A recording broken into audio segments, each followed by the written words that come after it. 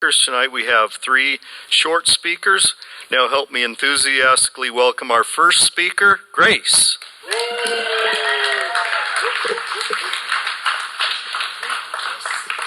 Good evening. My name is Grace and I'm alcoholic. Sorry, I'm nervous. Anyway, my sobriety date is December 18, 2021. I was born and raised in the Philippines. My family is an alcoholic. My dad is an alcoholic. I have a brother is active alcoholic, and that's the day, December 21st, 18. That was the day that I surrendered to my high power. That I have a problem with alcohol. What it was like, I'm a kind of a drinker who is a blackout drinker. I like to party from from dusk till down, but I don't remember what happened. And people would just say, "Oh, you dancing in the table." I was like, "What?" But that was the kind of drinker I am. I am kind of a drinker who is a raging alcoholic. I have a temper when I drink so much. And even I'm sober, I have a little bit. I'm also a drinker that once I start picking up the one glass of a drink, I could not stop. I didn't know that is one symptoms or sign that I have a problem with alcohol, but I noticed that once I start one drink, I could not stop. I have also gotten in the big book said in Bill's story, it said that liquor ceased to be a luxury, and then but until it did, it becomes a necessity, and that's where I came. That's what my story is. I thought it's just like an occasional thing, and then it becomes like a regular thing, and I could not stop. And then I got into trouble in law. So I got a first DUI when I was 2017. I drove from work, went to drink with friends, and then I get a DUI from falling asleep in a stoplight. Somebody called an ambulance with me because they thought I had a heart attack. And then they called cops on me. Anyway, the second DUI I have is 2018. It's like just 2 years gap. And that was the cops or the law hammered me with a bunch of stuff, and that was involving with a toxic relationship. And we have a drink, and I was the driver, and he decided to jump in the car when we have a fight, and I accidentally run over his foot. It's just funny now, but yeah. I ran over his foot, and he called a cop on me because I left him. He was like screaming. I left him, and when I come back, bringing a blanket and what do you call it? A crutch to hold into, and then he called the cops on me, and he told the cops that I had a knife on him. That's why he jumped in the car. But I didn't put a knife on him.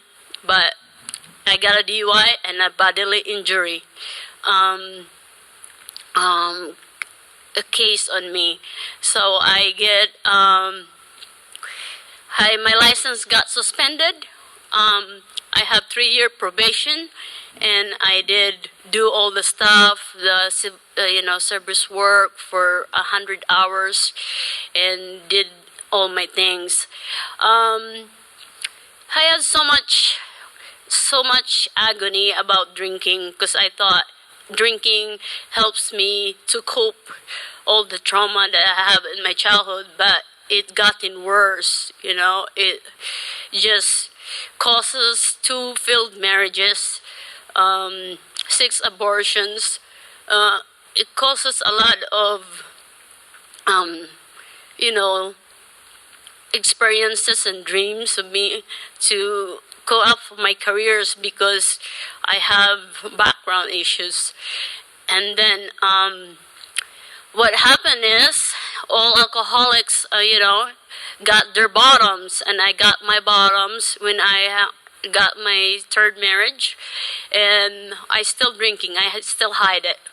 The last time I drink, I was so drunk that I could not even remember how did I get home, and then he found out that I drink, so I did ask for help because I was so drunk, and I was so laying down in the bed for 3 days. I could not get up. I could not eat.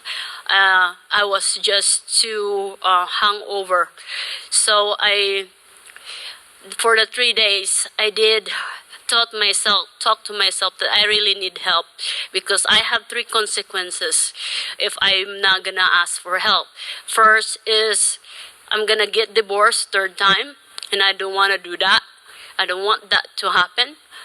The second time would be I'm gonna end up killing somebody or killing myself if I continue drinking and driving. The third one would be I would die for alcoholism, and I don't want those 3 consequences in my life. So I did went to a meeting, find a home group, and that's the women's home group, which is my home group now, is the Girly Birds in Prescott. And thank you, ladies. And and then I find a sponsor who is here right now, and I went to the step. I went working to the step and try to what is really missing in that whole why I keep doing this. And I'm just gonna tell you that do not try this program by yourself, because I did try it for 8 months when I got sober, and I got emotional breakdown, and I almost hurt myself. And I gonna tell you, do not try this program by yourself, because I did it and it didn't work. I was grateful I did not relapse. I'm grateful that I did not end up my life, but it was painful.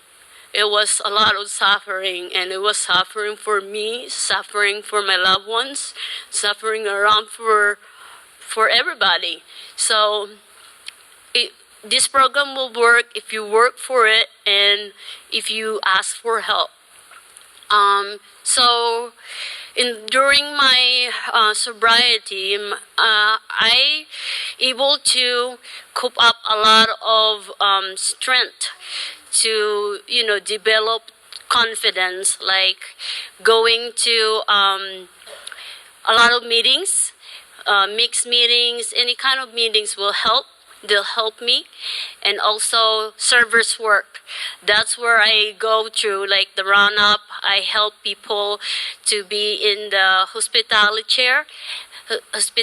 chair, and that helped me a lot of confidence and voice through sobriety. And also sponsorship. I get a chance to have a sponsor last year and this year, and I will continue to do that because I know it will help others and it'll help me to grow. And today, I am here today. My feet is here today. I am sober. Life is hard. Yes, it is. But you know what? As long as I'm sober and as long as I stay in the circle and the triangle, I'll be okay. And continue doing the step and also applying the principle of all my peers, I will see a light through the sorrow of days. So thank you all.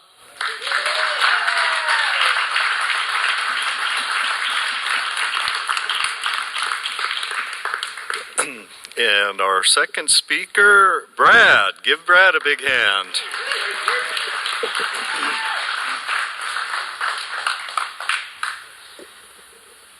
My name's Brad. I'm an alcoholic. I really appreciate that share, Grace. It's nice to be able to relate to things. And that's a really broad statement, but there's a lot of times in my sobriety where I fall into those old ideas of like I'm different, like something in my life is different than your life, and you just won't quite get it. But it's funny, over this last week, I've been able to experience a lot of like what the foundation of AA is, which is it was well put the other night at a meeting. Somebody said, who was new, they realized they're like, I can never drink again, and it's like that's really what's true for me. It's like, I mean, technically I can, right? I could decide to burn the life to the ground again. I don't know if I have the ability to rebuild it again, but for some reason I am different than others when it comes to alcohol, and that is what it is. When I start, I cannot stop. I black out every time, as much as I would like to not to, because generally not great things happen when I black out. Sometimes all right things happen, like I would, dance on a table. I did that on like the first time I got drunk, and sometimes it would be fun, and sometimes I'd make a new friend and they'd be like, man, you were really fun last night. I'm like, was I really? I don't remember that shit. But then unfortunately, like we have consequences, right? And that's exactly what happened to me is you end up blacking out one night, and the next morning you wake up and you're like, oh, that happened. You thought it was a dream, but it wasn't. And that's what got me into the rooms of AA. And I don't really, it's funny, I typically enjoy speaking, and I'm usually not anxious, but tonight I am, and I like to say that when I'm feeling that, because sometimes it takes some power out of it, but that's where I'm at today. So,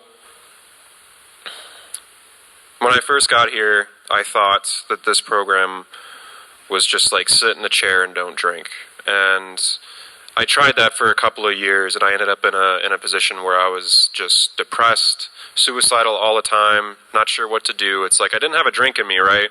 Like I didn't have that obsession anymore. That was somehow lifted. I don't know why or how, but I didn't have the obsession to drink, but I was like, I want out. Like I don't know how life is going to get better, especially with all this stuff like hanging over my head from my past. And I just like, man, this really sucks. And it wasn't until like I got to hit what I would call a bottom in sobriety, after not doing the program, after not really having a God. Like I hit a bottom, and I remember I was sitting outside with my sponsor at the time after a men's meeting, and I looked up at him and I said, like, what do I do here, man? And he looked at me and he said, I have no idea. I have no idea this is going to work out for you. And that's what made me realize, like, oh shit, I gotta do something about this. Because if this guy is telling me that he doesn't know what's going to happen, like, he's the guy I go to for everything, right? It's like, what do I do about the job? What do I do about this? Blah, blah, blah, blah, blah. But he's like, in this situation, he didn't know. He's like, just walk through it. And that's basically it. And so I did that. And over the course of that time period, being thorough in these steps, I got to have an experience where I was no longer hopeless. I no longer had the desire to die. I no longer had the desire to run away from everything in life. And that was really strange to me because I've had those thoughts ever since I was a kid. And mainly drinking was nice because when I had the drink, those thoughts, those feelings all kind of like washed away. Like they weren't really there during that time period, which is great for somebody like me because that's like medicine. But again, flip side, burn life to the ground, all that's jazz. So, what I can say about Alcoholics Anonymous is that if you struggle with staying stopped, when you quit drinking and you struggle to stay stopped, this is a good place. There's a lot here that can help you with that. And additionally, if you find yourself like how I did, which was I was too afraid to really do anything in life. I needed people with me in order to do things. Like I had protectors in my life, like a family. Like they'd always bail me out. They'd always be there when I was at a bar and like push somebody. They'd back me up. I was never really able to take care of myself. And after working the steps, after relying on this thing called a higher power, like today I get to show up in the world. Today I get to have a presence in the world. Today I get to face fears. I get to be afraid, right? Because I still have like this underlying anxiety that's just kind of like there. And that's okay. Like I try not to like fix it all the time. Like, oh God, I'm anxious. I'm doing something wrong. I've just kind of been like, this kind of is life. Things happen. There's hard times and there's things to be concerned about. But those concerns and those fears don't run me today. I no longer have to listen to them all the time. I get to practice what's called faith. I get to practice talking to other people and getting an outside perspective, because inherently, apparently, my perspective is a little bit flawed. And I like to make things up in my head and then agree with them and then not run them by anybody and then just kind of like roll with it. And when I roll with it, I go fast. And before I know it, I'm like, how did that happen? And that's me sober. And that's what I mainly want to say is like, and I'm going to swear once, like for me, my life, my days, is merely me bumblefucking my way through it. Like I do not have this figured out. I have a general idea of like where I'm going, but on a given day, like something can come down and you're just like, oh, I wasn't expecting that. How do I deal with that? And then I go bumble around and talk to people about it, and I pray and I do the stuff and I try and find a way through it. And then something else will happen, and that's life. I try not to take it personally. Sometimes I do, right? Sometimes I'm like, why is the world against me? But for the most part, it's like I understand. For somebody who used to be the victim, for somebody who used to be needing protection, it's pretty amazing that I can see life as something that's like pretty cool.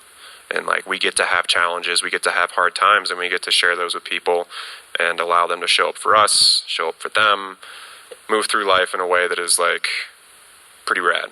Even though it's painful, 48 hours has sucked. The last 48 hours of my life have sucked, and that's okay. Right, I get to have sucky days, and maybe in a week I'll have a good day, or maybe tomorrow will be a good day. That'd be cool. But I don't really set expectations on it. It's just like, do what's indicated, stay in touch with people, stay in contact with a higher power, because that's been the saving grace for me.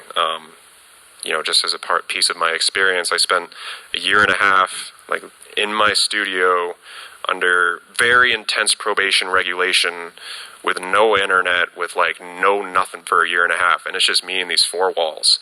And I felt very alone. And I took that opportunity to try and build this relationship, right? This relationship with a higher power. A lot of writing, a lot of prayer, a lot of meditation, a lot of reflection, a lot of talking. And as a result, again, like I get to stand up here first and foremost. I don't have the obsession to drink anymore. So if you're here for that, you get it. If you do the work. And second of all, I enjoy being alive. And I don't really need much more than that today. Like, that's pretty good. That's all I got. Thank you.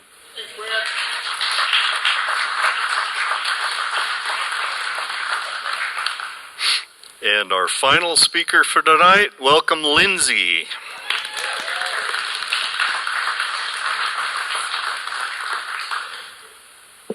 Hi guys, I'm Lindsey. I'm an alcoholic. Hi. Yeah, it's good to be here tonight. It's really good to be in a meeting. Is this thing too loud? It feels loud. If I have one fear that's bigger than anything else, it's standing in front of a group of people and talking. So I can relate to the anxiety tonight. I don't normally have anxiety, but when I get up in front of a microphone, it's like I can feel my heart like in my throat. And I too was a blackout drinker, and my sobriety day is October 7th, 2013. And I was thinking when I first got asked to speak, like, oh, what am I going to say? And then I was like, no, don't think about it. God will speak through you, right? And so I don't really know what I'm going to say. But I was thinking about something the other day. And I've had long-term sobriety 2 different times. And so I can kind of talk about the differences and what I did the first time and I didn't stay sober, and what I'm doing today. The first time when I came in, I was sober from 22 to 32, and I really didn't take any direction. I really didn't have a consistent sponsor. I did go to a lot of meetings in the beginning, but then I didn't really want to take direction, and I would just kind of not like what somebody said and go find a new sponsor. And I had a lot going on in my life that I wasn't really sharing after a while because I didn't want to be judged. And then it got to a point where I didn't feel like I could go to a different meeting and share. I had all this time. I had almost 10 years and I had nothing to offer. And I didn't want what I had. I knew that you certainly wouldn't. So I had to go back out, and my drinking when I went back out was different. I was older. I had a child that I had in sobriety the first time, and I was in my 30s now instead of like my teens and 20s, and my drinking was different, and my hangovers were different, and I literally felt like I was going to die every day after I drank, and I didn't experience that when I was younger, not as much, and I did almost die a couple times, and my experience with trying to come back to AA was really hard, and I just thought, because once I had made up my mind that I was going to drink, and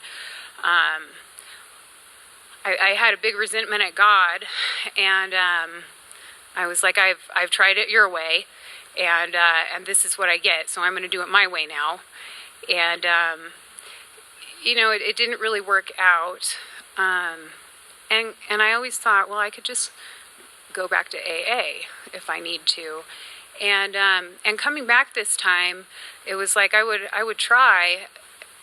I wasn't planning on ever getting sober again, but then it became apparent that I needed to, and God had started working in my life, and I would go to meetings, and it's like the obsession wasn't lifted right away, and I would drink after the meeting and try again, and I put together like 3 days one time, and I put together like 10 days one time, and it was like I couldn't get sober again, and the miracle did end up happening in 2013 in October, and I wasn't planning on getting sober then.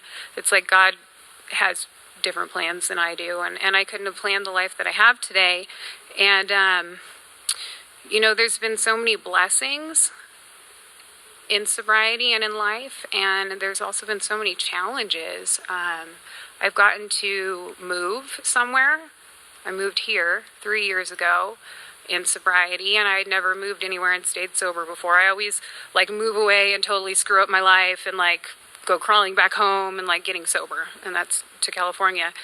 And because I got introduced to the fellowship when I was really young out there, and so that's where I always went back to, and so when we moved here, it was the middle of COVID, and it was the middle of winter, and I didn't know anyone, and I didn't think I'd ever make friends again, and I thought it was such a small town, and there's nobody my age, and I'm screwed, and it just turns out the fellowship here is amazing,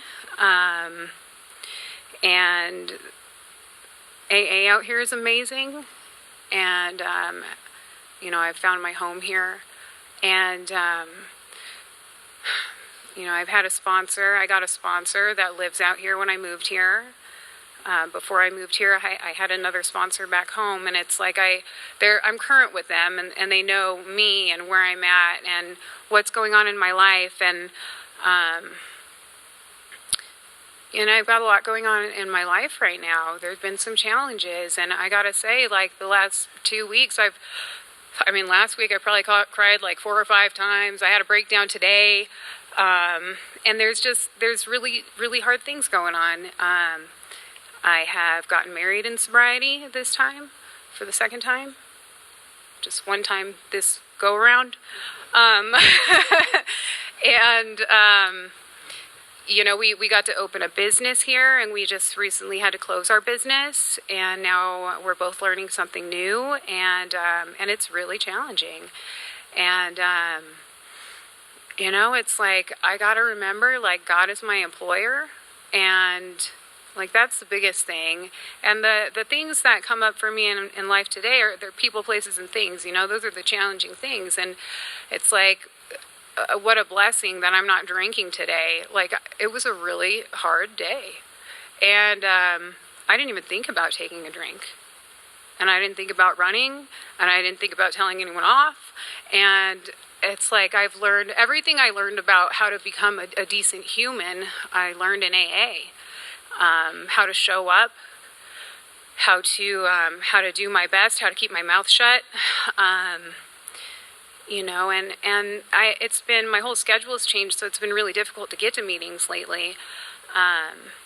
And so, God knows just what I need, and He just, brought a couple new sponsees to me, and that's cool because I can meet with them like at night after I'm done with work, and I get off work usually after like meetings earlier. So it's like I'm all over the place, but things are working out, and I know I love what you said, Grace, about staying in the circle and staying in the triangle, and I don't think I've heard it put that way before, but I love that. And I know if I stay close to AA, everything's going to work out. It always does. God's plans are better than mine. I couldn't have planned anything that I have in my life today. And if you would have told me that I would have these things that I have in my life today, I wouldn't have known what to do. I wouldn't have wanted the responsibility. And it's just like crazy how life unfolds if you just put one foot in front of the other and don't pick up a drink in between meetings. And am I done?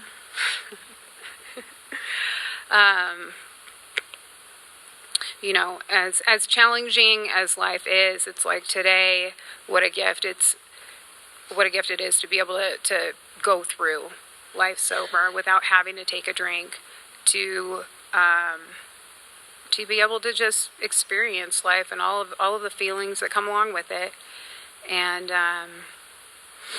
I'm very grateful for Alcoholics Anonymous, and thank you for letting me share.